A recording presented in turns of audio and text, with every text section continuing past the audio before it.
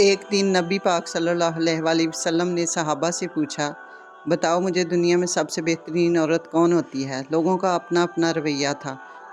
کچھ کا خیال تھا کہ جو قرآن پاک کی حافظہ ہو، کچھ کا خیال تھا عالمہ فاضلہ ہو، اور کچھ کا خیال تھا بچوں کی تربیت ٹھیک کرنے والی ہو، یعنی دین جس نے بچوں کو سکھایا وہ بہتر ہو۔ سب اپنے اپنے انداز میں بات کرتے ہیں، لیکن حضور صلی اللہ علیہ وسلم نے فرمایا، تم نہیں میری مراد کو پہنچے۔ حضرت مولا علی شیر خدا فرماتے ہیں، میں وہاں پیچھے بیٹھا ہوا تھا، میں آرام سے نکل گیا۔ حضرت فاطمہ کا حجرہ پاس ہی تھا۔ میں نے جا کے فاطمہ سے پوچھا کہ آج نبی صلی اللہ علیہ وآلہ وسلم نے سوال پوچھا ہے تو سب صحابہ حیرت ہیں۔